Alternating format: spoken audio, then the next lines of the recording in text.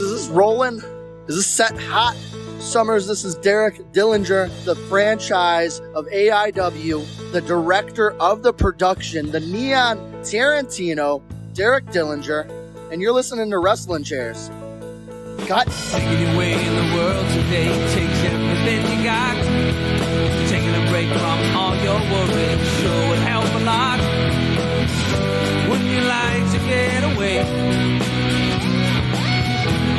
Sometimes you want to go where everybody knows your name, and they're always glad you came. You want to go where you can see that troubles are all the same. You want to go where everybody knows your name.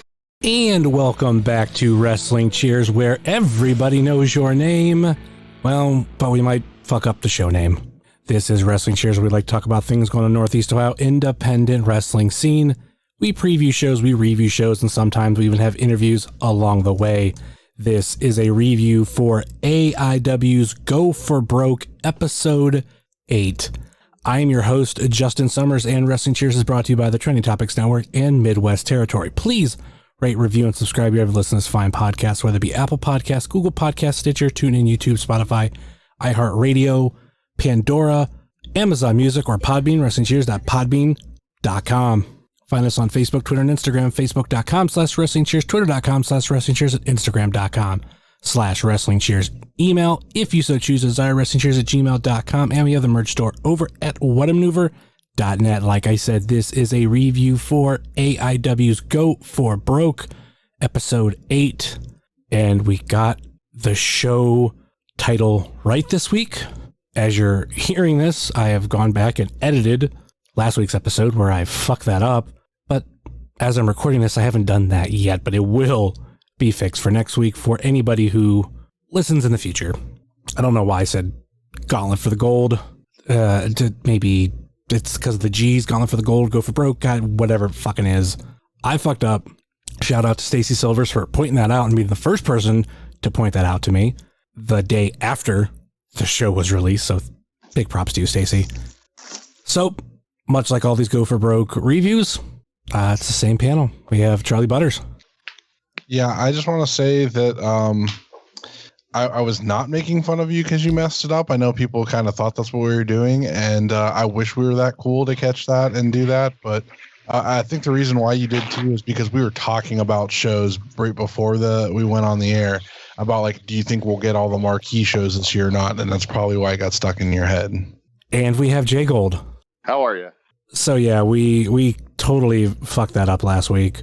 And well, at least somebody caught it, but the fuck, all the editing I've been doing lately, it's like, god damn. At least this week, this is the first week I haven't had 2 episodes to put out. So that's somewhat of a relief, but yeah.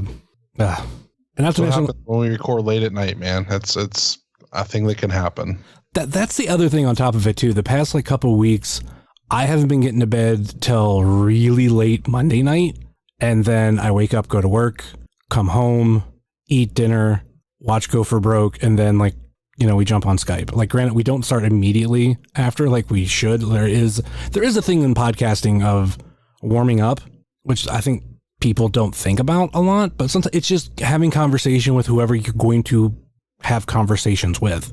And it just helps set everything instead of just going, okay, record and go. That's something that I've just picked up over the years. So a lot of times, we're not starting until midnight. So a lot of us are tired. And like I said, the past couple of Mondays, I've been getting to bed really late. This week is no different, but got the episode right. So I'm happy about that. So let's get into Go for Broke. Thoughts on this episode as a whole? Start with Jay Gold. This was a good episode. Different, again, as we always say, each week is different. This one, we'll get into it later, had some outstanding wrestling this week. A couple of really interesting vignettes, but some top-notch, top-tier wrestling. So, yeah, very enjoyable episode. It went very quickly for me this time. Looking forward to reviewing this one. How about you, Butters? Easily the best Go for Broke to date. I don't think it's going to take a lot to top this episode going forward. I think this is probably the best episode of the series. I don't know if anything will top this. Just in my opinion. I would think that there's going to have to be something that top it. There's a lot of stuff that we're building, and we've said every week about how good the episodes are. So I still think there's some bigger things to build, and we still got some cool stuff coming from all this. So yeah, there's got to be something. It's got to be something bigger. I think whenever it is that it's announced that it's going to be over, I think we're going to see some crazy shit. And whether it's going to be like at the end of the episode, okay, boom, Gopher Broke's over. So this is where we're at. Or whether it's going to be the week before or the beginning of that episode where it's like, okay, all right, Mad Dash, whatever the last flag that they wave, what does it, in NASCAR, what the checkered flag? No, isn't the checker flag the last one? But like when you get on the last lap, isn't there like a different flag that they wave? I'd have to ask my brother that. Green flag, I know one of them's go when you after a wreck, and then you get the checkered at the end. Not sure the last lap one. But if there is something, because I'm not a big NASCAR person myself. Door jobber when you need him. Yeah, where's the door jobber? But if they do wave something at that last lap, I feel like it's gonna be like, okay, like now it's time to make some moves. And I think if that's the way we go, I think the standings for that, whenever that is going to go crazy. I think there's going to be somebody that's going to lose a lot, and there's somebody who's going to gain a lot. Like, I don't know. So I think that episode is going to be big, if that's the route it all goes. I hope so. I hope it's like a big. The ending is almost reminiscent of the last Seinfeld or the end of Lost. See, that kind of thing, though, doesn't equate to being a bigger, better episode to me. That just equates that there's a lot going on. I think that I'll put this episode up against any of these other episodes, sight unseen, and I think that this episode's going to be still better. I don't know. It's going to be very difficult to beat this. I mean, we'll see. Butters, how'd the episode start off? So we were starting with a recap, but it kind of went into Rip City talking to Kaplan and telling Kaplan that PB Smooth has been talking shit about him behind his back. And Kaplan went to go find him. Well, the Rip City planting that seed into Kaplan's mind, I had here, is this real? You know, that them helping out Kaplan, got to take a step back and go, is this really what we're watching? Is this really Rip City's intention? And I'm going to go with no. I love Kaplan. I don't want to. Kaplan shouldn't be baited into this nonsense from Rip City, but we'll see where that goes. Rip City only cares about 3 people, and you have Wes, you have Bishop, and you have Brickster. Kaplan isn't one of those 3, so this is obviously leading to something to fuck over Kaplan or just make their standings look good. That there's always going to be a motive when it comes to those 2. Oh, come on, guys. No, Rip City wouldn't do that. They're straight up guys. They heard PB talking shit. They just, they aren't fans of that. They wanted, Kaplan to know that was happening, and trying to help a friend, right, Butters? Yeah, just trying to help their friend out, man. That's I would do the same for you, Butters. If Summers was talking shit, they'd be all over it. I talk shit to his face, though. That's true. Like, he wouldn't have IWTV Guide if it wasn't for me. I gave him the idea. So it's my podcast. That's strong right there. You got some server bills that are owed then. I get paid to do podcasts now, so I could pay that off real easy. Mm-hmm. Mercenary. He's a mercenary. I got that PVD money now. Come in and buy a IWTV Guide like my name's Vince McMahon. Taking the whole library with you. That's all you wanted. You're buying it for the tape library. Buying it for the tape library so I can edit out all of Jayhawk from all the podcasts. Yeah, well, Orange is going to want his masters back, so he might want to. He's probably be the first one online to get a hold of those master recordings. So yeah, then it cut back to the end of Steve Guy doing the recap, and then we went into the leaderboard. And what does that leaderboard look like? So we have the Duke in the lead with 3,500. In a 4-way tie, we have Wes Barkley, Pretty Boy Smooth, Trey Lamar, and Ethan Wright with 3,000. Derek Dillinger with 2,500. Dominic Guarini with 2,000. Kaplan with 2,000. Another four-way here with Eric Taylor, Ziggy Heim, Billy Collins, and Marino Tenaglia with 1,500. And then 1, 2, 3, 4, 5, 6 people with $1,000, and then Mikey Montgomery with 500. Starting to really make me wonder how many guys are going to be in the tournament.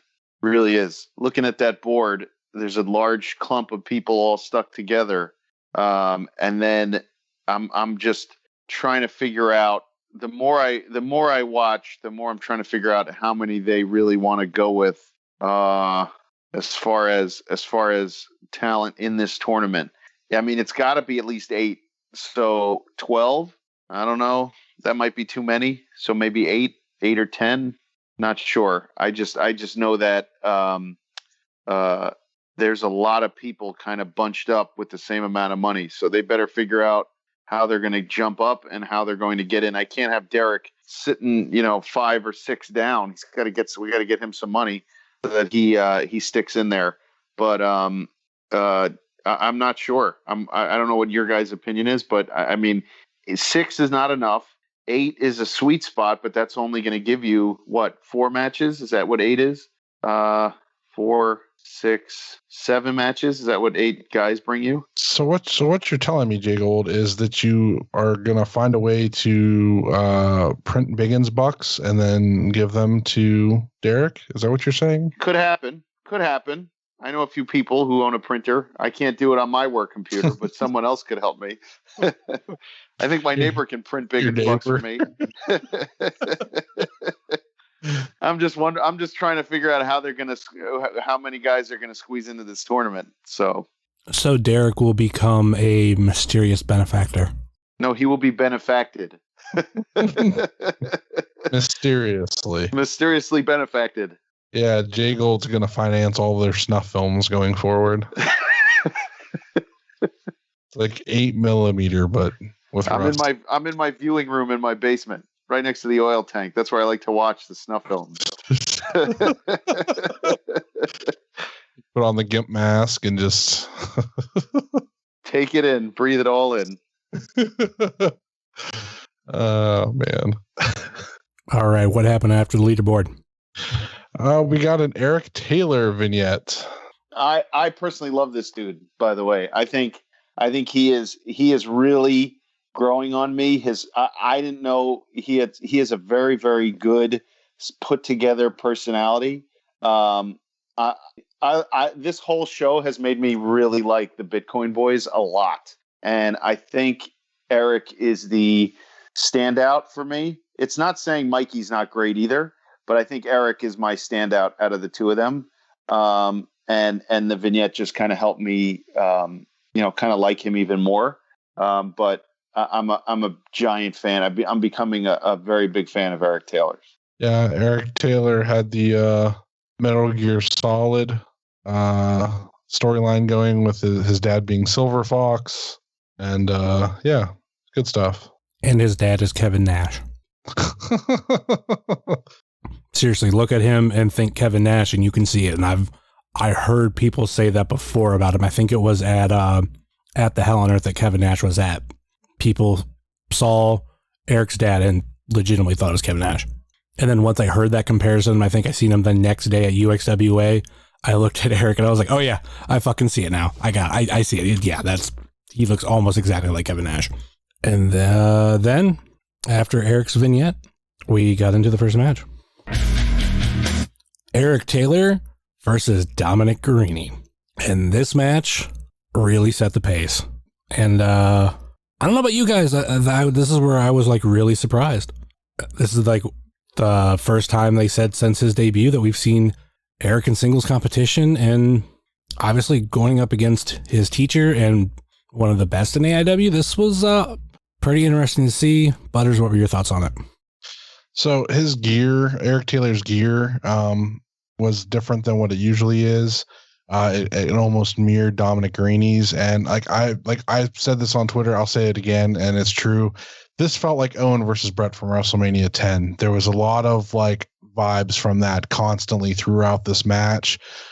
Even at one point, Dom took a turnbuckle bump to the chest, like Brett liked to do. I mean, there was a lot of stuff, like just little things. Like it really felt like this was, student teacher, but it also just, I very much got Owen versus Brett vibes throughout. They started off with a ton of technical wrestling. It broke down to, Dom got frustrated and then hit him with several strikes and then got his armbar submission, which he should have won right there. But Xavier, got distracted by Duke. Eric worked over Dom's ribs throughout the whole match, which was, that was a really good story to be told there, working over, what was taped up, that kind of thing. Dom would counter here and there with submissions, but, Duke kept helping him get to the ropes. Dom hit a ton of suplexes at one point that was just brutal. And Eric held his own too. Like he had a second rope code breaker and then he had that running boot that was real good.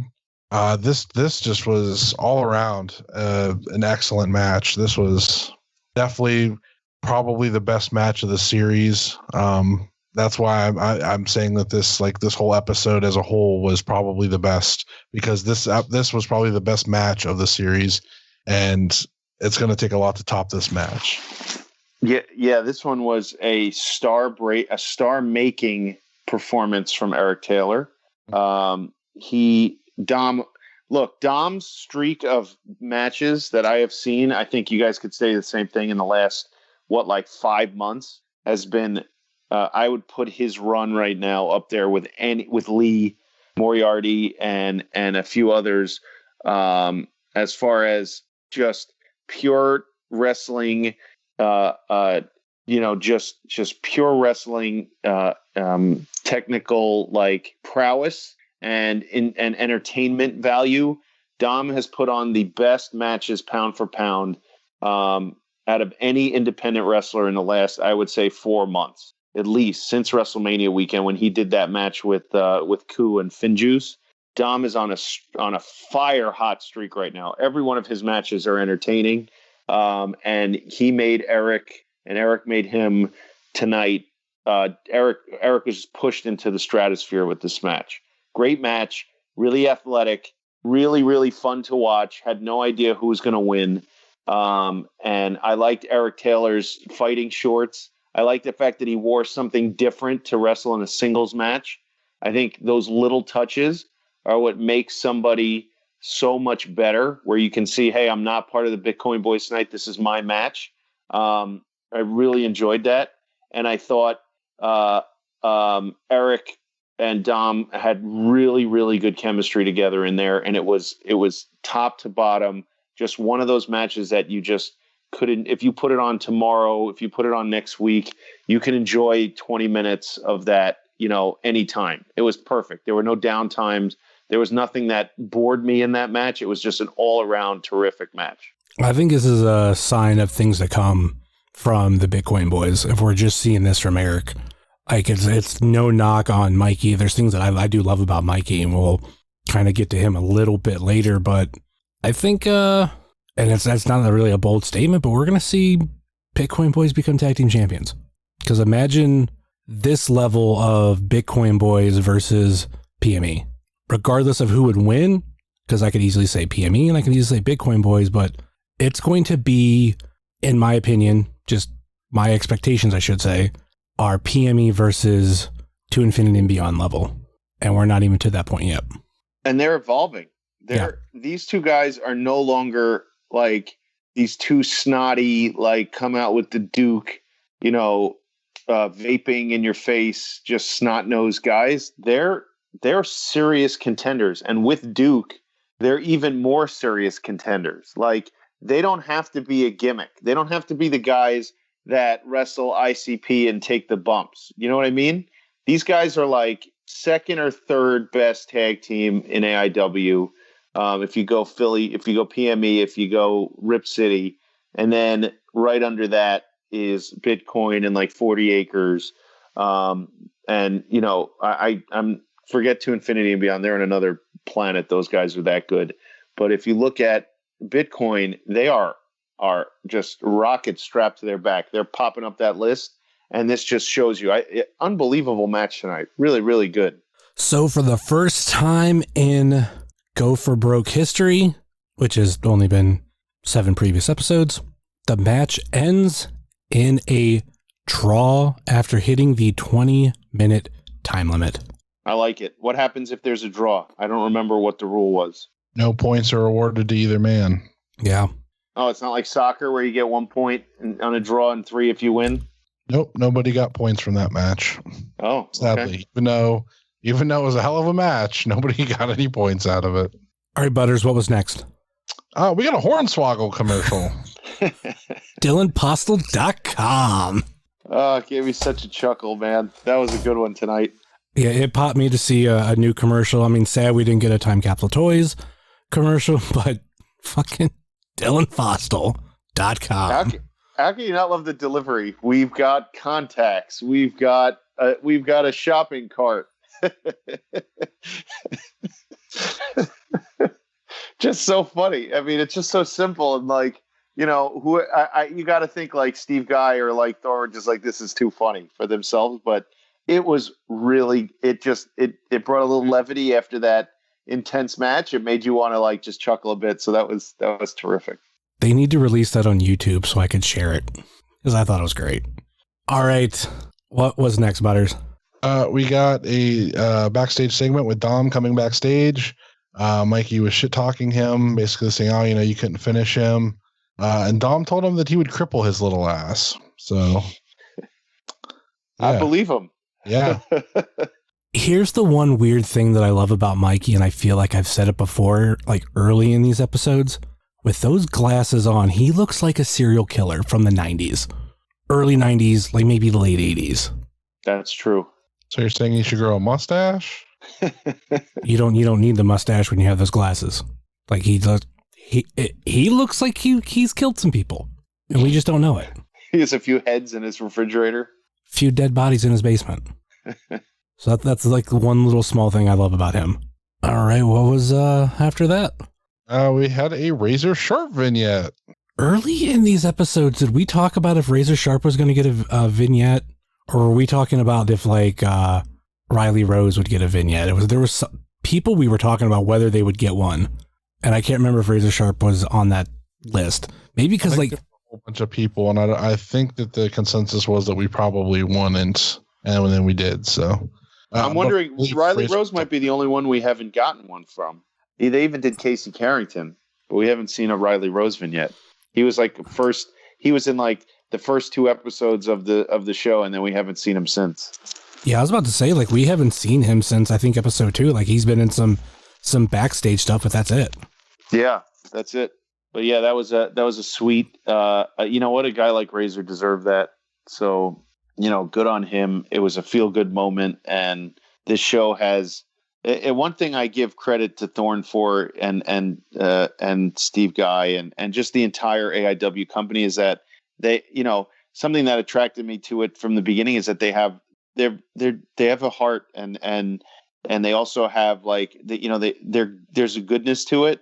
And when you watch something for Razor, you just say to yourself, you know, that's awesome. You know, like he deserves that. So, you know, there's nothing bad you could possibly say about, you know, Razor and what that was. So well deserved for him. Any thoughts on the vignette, Butters? I mean, yeah, it was cool to like kind of see him talk about stuff and, you know, like his history with depression, that kind of thing, and being bullied and that kind of thing. And it's you know, like Jay Gold said, it's a feel good kind of thing that, you know, he's out here doing this. So, speaking of Razor Sharp, he was in our next match. Next up, we had Razor Sharp versus Arthur Macarthur in a very, very quick match. I think, quickest match of the night. And Razor Sharp basically refused to die. And we had world's oldest referee in there, right, Butters? Yeah, well, I believe that it was just so that he could officiate for Arthur Macarthur because, you know, they were probably born around the same time. Same age, yep. Yeah. That is correct. We didn't even get a head injury for Artie Mack, so I have no idea what generation this Arthur Macarthur was this time around. The winning generation, apparently. That's right. He may have given Razor Sharp a head injury with that loss. So I don't know. We'll see if Razor Sharp comes from the past, and the next time we see him, he might be a little different. Already channeled his inner Fritz von Erich and put the claw on him. He is a pretty strong guy, so that makes sense. Yep. Arthur Macarthur beat Razor Sharp in 1 minute and 1 second, according to Jayhawk, and that was by pinfall. What was next, Butters? We got Philly C shooting on the shooters. He knows they're up to something. Yeah, he knows that they're up to something. I like when they and I've told you guys this before. I like when they make Philly and Marino serious. Like, they can be the good vibes, good times guys, but as your tag champs, you got to take them seriously.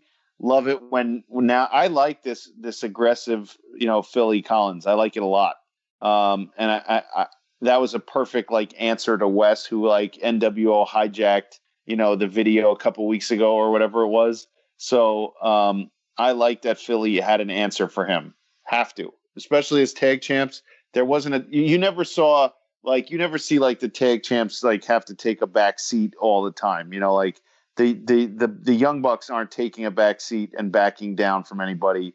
I'm trying to give you nowadays guys, because I don't all my references are from the 90s and from you never saw the Eliminators back down from anybody. So I really like when they give Philly an aggressive side. I think it works for him. He's a big dude. He should be aggressive. He shouldn't back down. So that video definitely worked. You know what I'm kind of disappointed in is the fact that, we've had Philly and Marino, and they never did any type of segment with them in the green room where they have that fog machine. They could have smoked out that room and made it look like, they were smoking out that room, and really kind of put over their characters at some point. That could have been really fun. I think that that would have been really great. Have all the smoke in the room, and then somebody trying to go into it and be like, what the hell's going on? And then them two just come out of the smoke.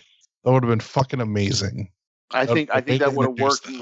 Yeah, I think that would have worked more in the first or second episode. Yeah. And now that we're so far in, them. Yeah, that would have been cool. It just now dawned on me. I was just sitting here thinking about it, and I'm like, damn it, that would have been really cool. I don't know. They're not really that kind of team, though. Well, they're from Erotic City, so they you might as well play it up a little bit. I mean, no, I'm gonna be on the other side of this. I disagree. I don't think that doesn't really fit who they are. Just because they all about good times and good vibes doesn't mean they're about that. That's not part of their character. There's other tag teams I've seen that definitely overuse that. That's not necessarily who PME is. I dig it. I see from your side too, but I would have liked to have seen that anyway, just because it would have been kind of surreal. It would have worked out. Yeah, just not PME. What was next, Butters? Kaplan confronted PB. This was interesting. We don't get to see Kaplan talk a lot, and this was kind of like Kaplan in long form a little bit, with some of his answers and everything. It reminded me when he was on Pod Van Dam, and he had pretty lengthy answers for people, and that's Kaplan for you. I was kind of surprised that PB didn't just be like, dude, what the hell are you talking about? Why? PB kind of just let Kaplan kind of vent on him and be like, I know you were talking shit and all this stuff. And if PB's 7 feet tall, shouldn't he just look at him and be like, Kaplan, I didn't say that. You know that you're being set up, and that's instead they're going to go wrestle each other, which is fine too. But I was kind of surprised that PB didn't put a squash on that, real quick. But you're right; it was very long form Kaplan in that spot. I think PB kind of tried to tell him that, but obviously Kaplan wasn't listening, and that's why he kind of just all right, well, I guess we could have a match, but it's going to happen. So, and then after that, we got into our next match. Jocelyn Navarro versus Mikey Montgomery. Seemed a lot of people on Twitter were very split on who they were going to root for. How'd you guys feel about this match? Start with Jay Gold. This is what you were talking about before, about how we were going to get to Mikey. Mikey is super, super creative. He does some spots that I really, really like. he puts together. I mean, he's not afraid to do everything in the ring, and I like that about Mikey. And Jocelyn is just a straight badass, and she is believable against everyone. She is not just believable against other women; she's believable against the men, and this was no different. This was this was a good match that you got a little chicanery and nonsense in, and there's a little learning lesson there for Jocelyn. But yeah, I really liked it. I was very entertained by it. How about you, Butters? This was a hot 6-minute match, man. This was real fucking good. Like, everything was crisp, everything was clean. There wasn't like very much that. I think there was like one thing that was a little like shaky, but like it didn't matter because she literally hit a German out of it and it nearly fucking killed Mikey. So like everything was so fucking good. It was so fast paced and everything was just flowing the whole time. Like, it was just boom, boom, boom, boom, boom, boom, boom. It was great. This was probably one of my favorite intergender matches I've ever seen. And this was really on fire for me. I really enjoyed this. I'd like to see them maybe have a little bit longer of a match, but this 6 was, awesome for the show. This was fucking great. I didn't like the finish, but it is what it is. This match was fucking awesome. I'd like to see them go again. This was a lot of fun.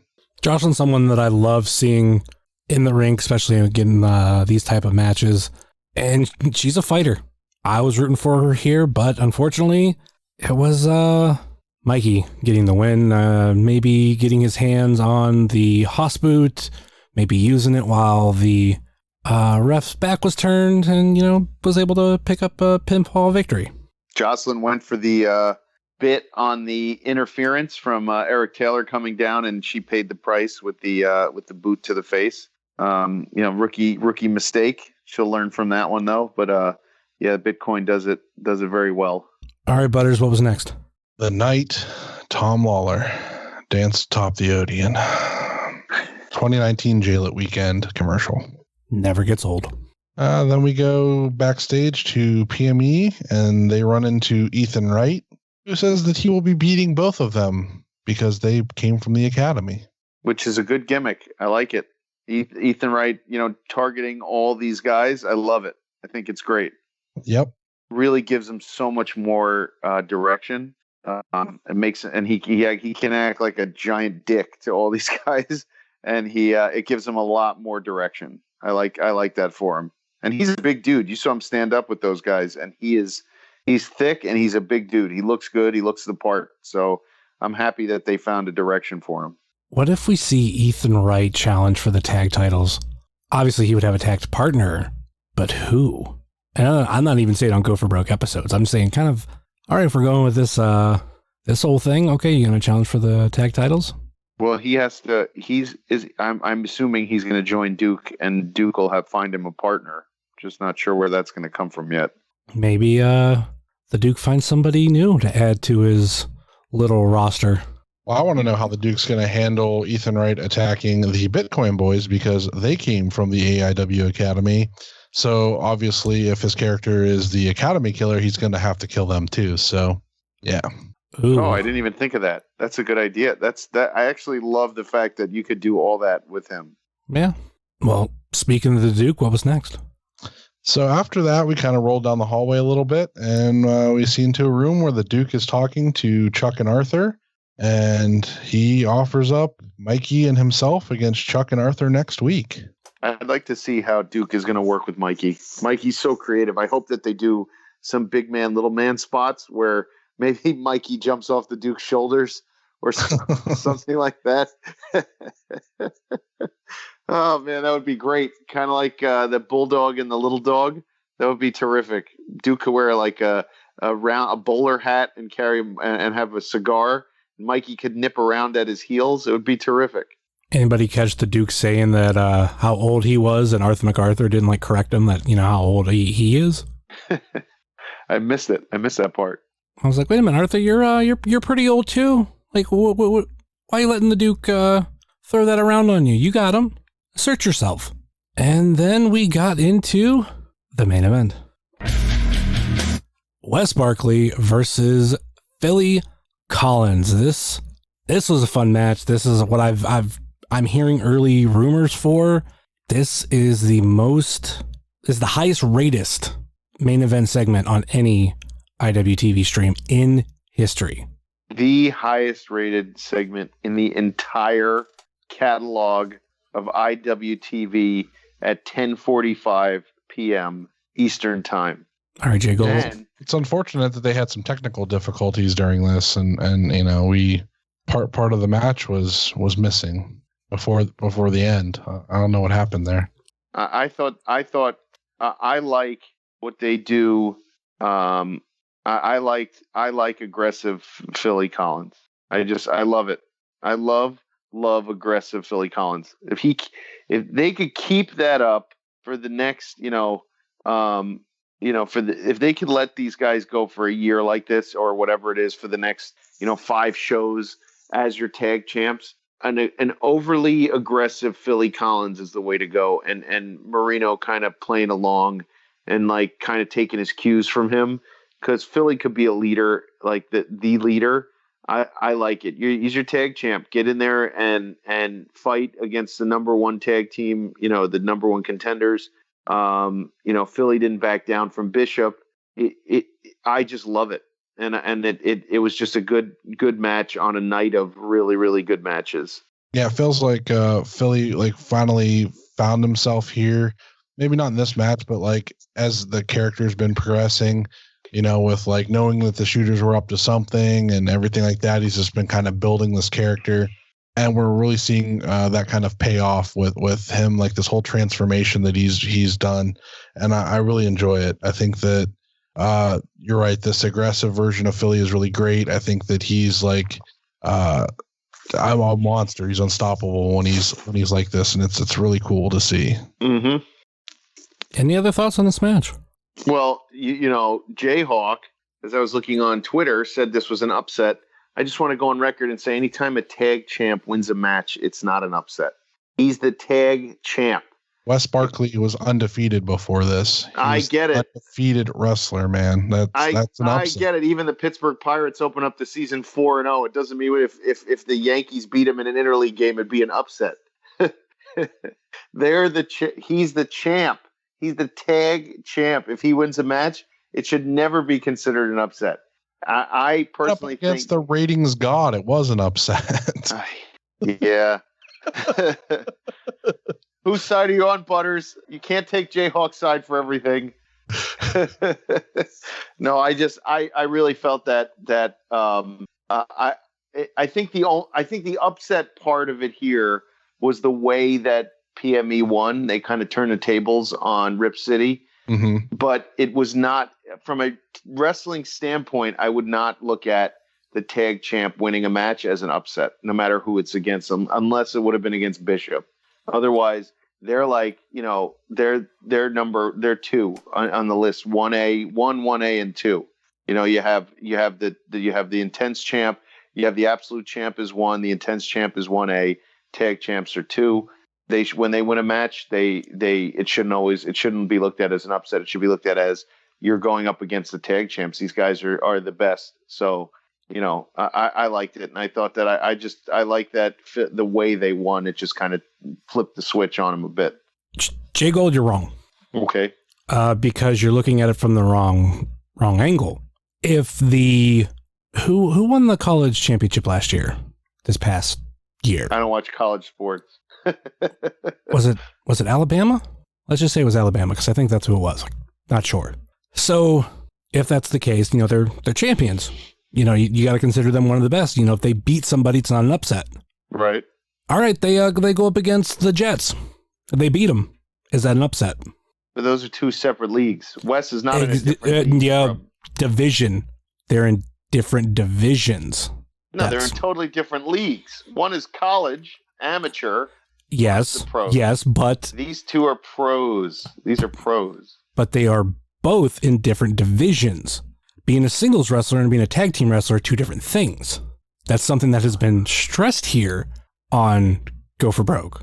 That just because you are a tag team champion doesn't mean you are going to have success in singles competition. I think that we're thinking about this way too hard. I think we've had this conversation. I like dissecting it like this because I'm always under the opinion that when you're holding a belt, you should be treated like the best. But I get where Summers is coming from, that these guys are tag champs. It doesn't necessarily translate to singles wrestling. I get it. Or but I do. Yeah. If you want to go the pro route, if the previous champs of the CFL were to beat the Jets, wouldn't that be an upset? They're both professional. Yeah, but again, that's different, totally different. But they're sport. It's a different sport. I mean, it's still football. Different rules. But they would beat them. I get Let's it. Let's say the CFL team beats the Jets on NFL rules.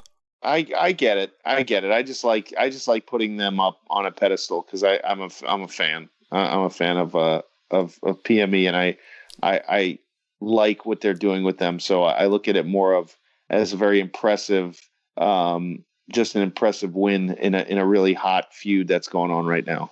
I would say Philly got the upset win. Because like Ola said, Wes Barkley is in Go for Broke undefeated. Mm-hmm. I did have to pull up his stats for the year. He did lose to Swoggle.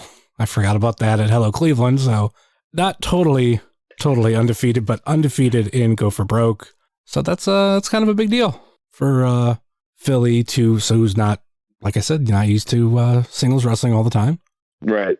And it was a great way to end the episode, especially with how we started. We're going back to kind of the same thing. Eric Taylor, not a singles wrestler, held up his own against Dominic Greeny. Yep. We had that all night, basically, going through. Artie Mack is part of bulking season. Razor is part of Razor and Frankie.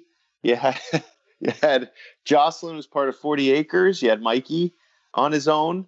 You had the tag champs on their own. Yeah, look at that theme that is like weaved through the entire episode, and also the amount of high quality.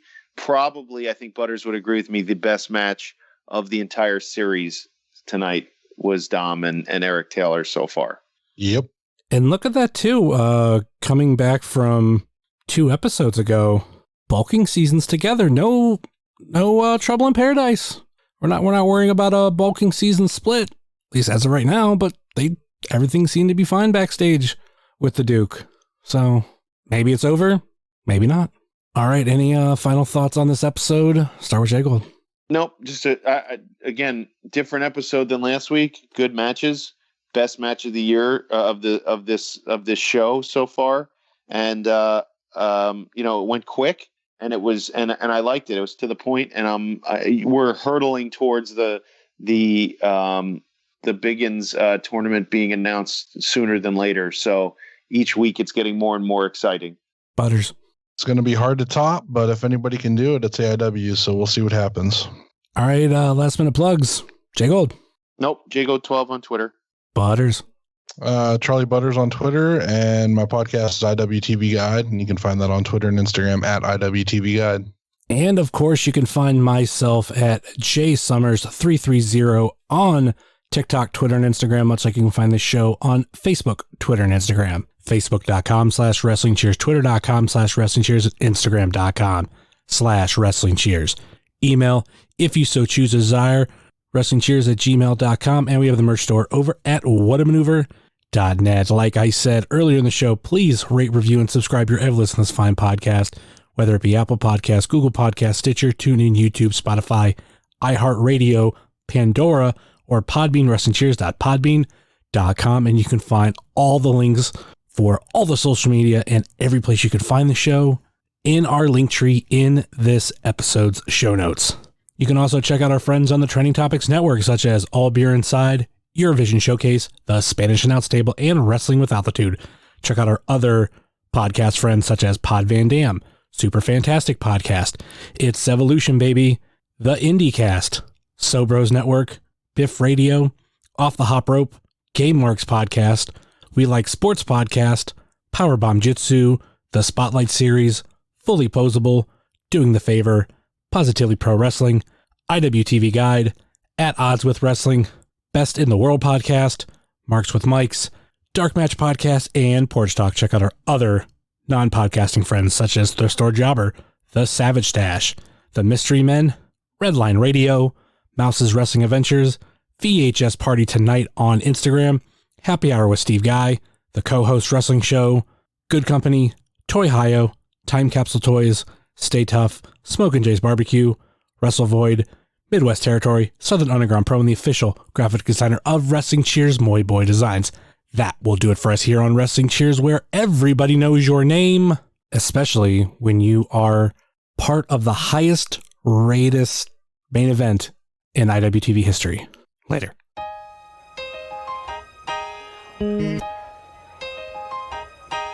It's the Wrestling Cheers.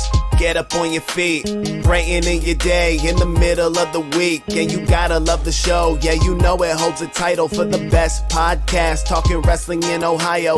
Finishing a cold one, take a load off. We ain't all about the prohibition like Josh, so we cheers. And then we sit back. Other shows are in the trash, kinda like they Nick Stapp. Like the name is Matt Justice, wearing all the gold. Wrestling Cheers is coming to a close. The #1 podcast going in the game. And one day everybody's gonna know the name. It's the Wrestling Cheers. This is Platinum Max, signing off. Ohio, good night. The world, good night. We love you. We'll see you next week.